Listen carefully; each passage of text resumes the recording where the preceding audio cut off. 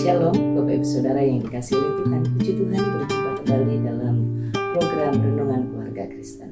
Mari kita bersama berdoa sebelum kita membaca dan merenungkan firman Tuhan. Mari kita bersatu dalam doa. Bapa kami yang di sorga, terima kasih untuk kebaikan Tuhan. Hari ini Tuhan membawa kami menikmati akhir pekan. Terima kasih semua aktivitas kami dalam satu minggu ini.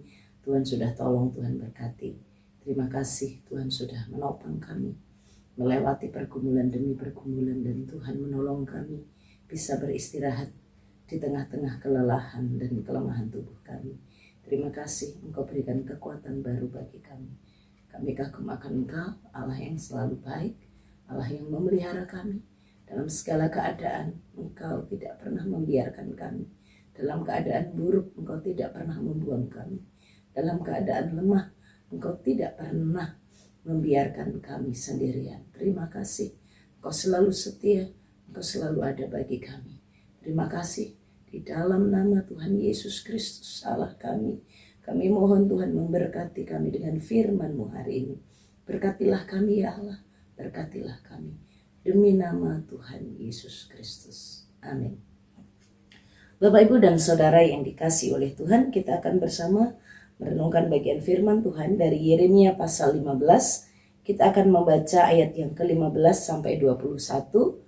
Yeremia pasal 15 ayat 15 sampai 21. Demikian firman Tuhan. Engkau mengetahuinya ya Tuhan. Ingatlah aku dan perhatikanlah aku. Lakukanlah pembalasan untukku terhadap orang-orang yang mengejar aku. Janganlah membiarkan aku diambil karena panjang sabar-Mu. Ketahuilah bagaimana aku menanggung celaan oleh karena Engkau. Apabila aku bertemu dengan perkataan-perkataan-Mu, maka aku menikmatinya. Firman-Mu itu menjadi kegirangan bagiku dan menjadi kesukaan hatiku, sebab nama-Mu telah diserukan atasku. Ya Tuhan Allah semesta alam, tidak pernah aku duduk beria-ria dalam pertemuan orang-orang yang bersenda gurau.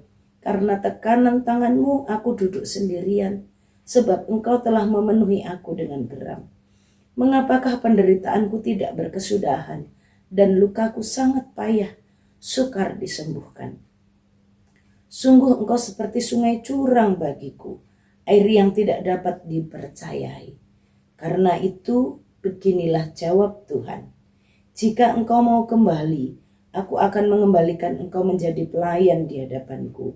Dan jika engkau mengucapkan apa yang berharga dan tidak hina, maka engkau menjadi penyambung lidah bagiku. Biarpun mereka akan kembali kepadamu, namun engkau tidak perlu kembali kepada mereka. Terhadap bangsa ini, aku akan membuat engkau sebagai tembok berkubu dari tembaga. Mereka akan memerangi engkau, tetapi tidak akan mengalahkan engkau. Sebab aku menyertai engkau untuk menyelamatkan engkau dan membebaskan engkau, demikianlah firman Tuhan.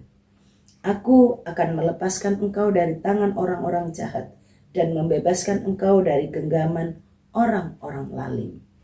Bapak, Ibu, Saudara yang dikasihi oleh Tuhan, bagian perikop yang kita baca ini adalah isi hati dari seorang pelayan Tuhan, yaitu Nabi Yeremia.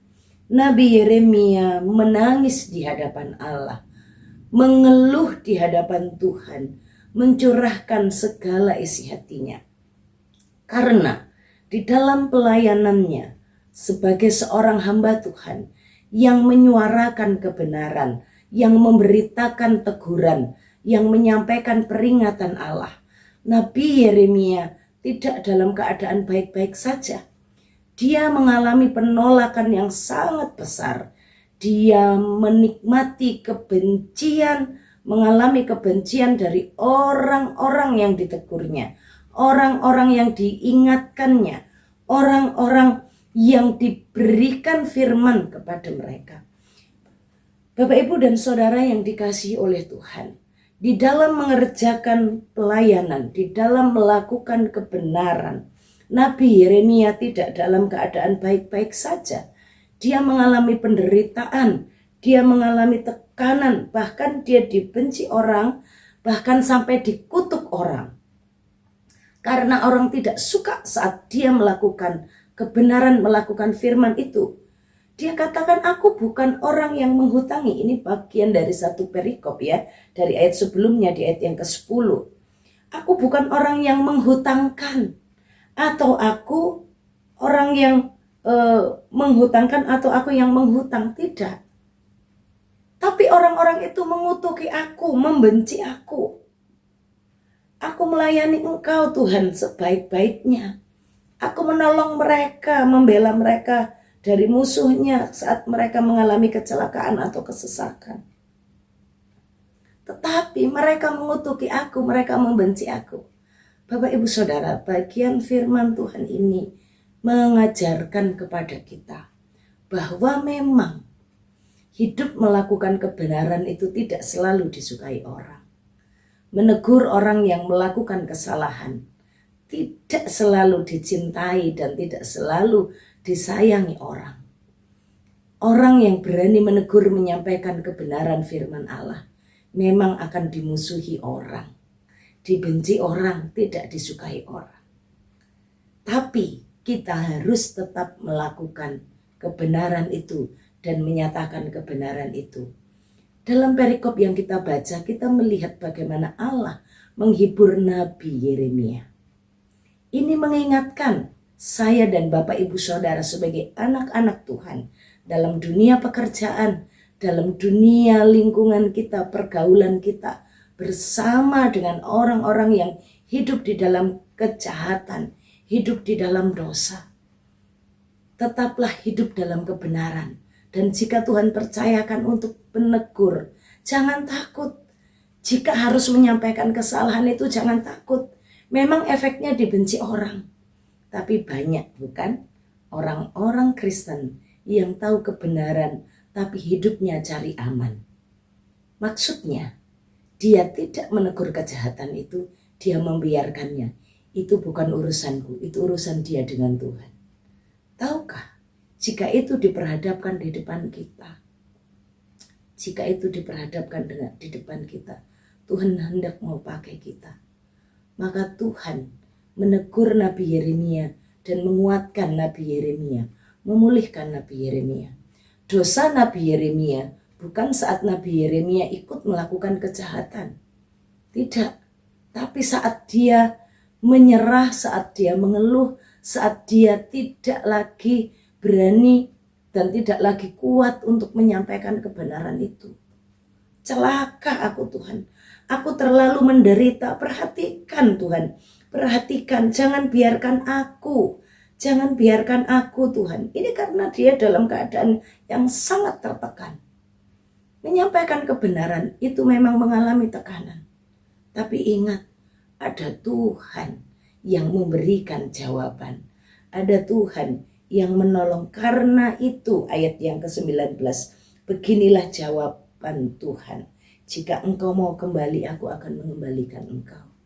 Tuhan akan memulihkan hati Nabi Yeremia yang tertekan karena tekanan orang-orang Yehuda, orang-orang Yerusalem. Dan mari kita belajar sikap Nabi Yeremia saat tertekan. Dia tidak mencurahkan isi hatinya kepada perkumpulan orang-orang atau orang-orang yang mencari kesenangan. Dikatakan, aku tidak duduk beria-ria dalam perkumpulan pertemuan orang-orang yang bersenda gurau.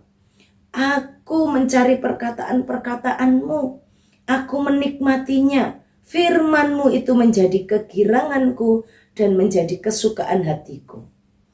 Saat tertekan, saat dalam pergumulan, yang dilakukan Nabi Yeremia adalah datang kepada Allah, menceritakan dengan terbuka, dengan sejujur-jujurnya apa yang dialaminya kepada Tuhan. Tidak mencari kumpulan-kumpulan duniawi yang bersenang-senang melupakan pergumulannya, tidak, tapi justru mencari Tuhan, mencari firman-Nya, menikmati firman-Nya. Dan Tuhan menjawab terhadap bangsa ini, aku akan membuat engkau seperti tembok yang berkubu.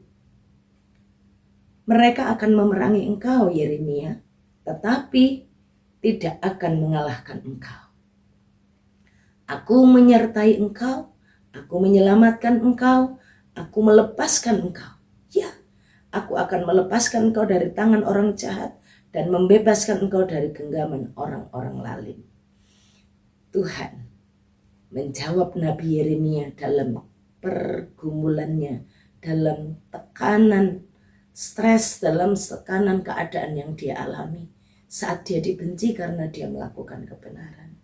Mari kita bawa keluarga kita untuk tetap mencari firman. Refreshing orang percaya itu adalah saat duduk sendirian dan menikmati hadirat Tuhan. Menikmati firman Allah. Itu refreshingnya orang-orang percaya saat mengalami tekanan. Mencari waktu untuk berdoa. Bapak Ibu bisa pergi ke tempat di mana bisa hening, bisa berdoa di sana. Bapak Ibu bisa menikmati sendiri kehidupan di kamar dan berdoa, menyembah Tuhan. Pergi ke bukit doa, refreshing rohani. Bukan hahaha ketawa-ketawa, melakukan pertemuan-pertemuan yang membuat bersenda gurau, tidak. Tapi mencari pertemuan dengan Tuhan dan menikmati pemulihan dalam Allah. Yeremia dalam pergumulannya, dia tidak berhenti melakukan kebenaran, terus melakukan kebenaran karena ada janji Tuhan yang akan melepaskannya, yang akan menyelamatkannya, yang akan membebaskannya dan tidak akan membiarkannya. Mari kita didik anak-anak kita untuk tetap setia, hidup dalam kebenaran sekalipun saat melakukan kebenaran ada orang-orang yang tidak suka. Dan tapi juga ingatkan bahwa akan ada Tuhan yang menolong, ada Tuhan yang memberikan pembebasan dan kelepasan. Selamat menikmati kehidupan dalam kebenaran. Terus nyatakan kebenaran itu dalam tekananmu. Carilah Tuhan, nikmati firman-Nya dan pemulihan daripadanya. Tuhan memberkati kita. Bapa kami yang di sorga, terima kasih untuk kasih setiamu. Terima kasih untuk pertolongan-Mu melalui firman-Mu yang meneguhkan hati kami. Mungkin Tuhan, ada juga Bapak Ibu Saudara yang sama seperti hamba-Mu Yeremia. Kami mohon di dalam nama Yesus, berikan kami keteguhan hati untuk tetap berpegang kepada kebenaran firman. Karena kami tahu Allah kami menjawab seru kami, Allah kami memperhatikan kami, Allah kami membebaskan dan menyelamatkan kami. Dan Allah tetap menopang kami dalam segala keadaan kami. Tolong kami untuk tetap setia hidup mengikut Yesus, hidup setia melakukan kebenaran firman Tuhan, sekalipun tidak memiliki banyak teman. Tuhan Yesus, terpujilah nama-Mu. Berkatilah kami dalam nama Tuhan Yesus Kristus. Tuhan memberkati engkau dan melindungi engkau. Tuhan menyinari engkau dengan wajah-Nya dan beri engkau kasih karunia. Tuhan menghadapkan wajah-Nya kepadamu dan memberi engkau damai sejahtera dari sekarang sampai selama-lamanya. Amin. Shalom, Tuhan Yesus memberkati.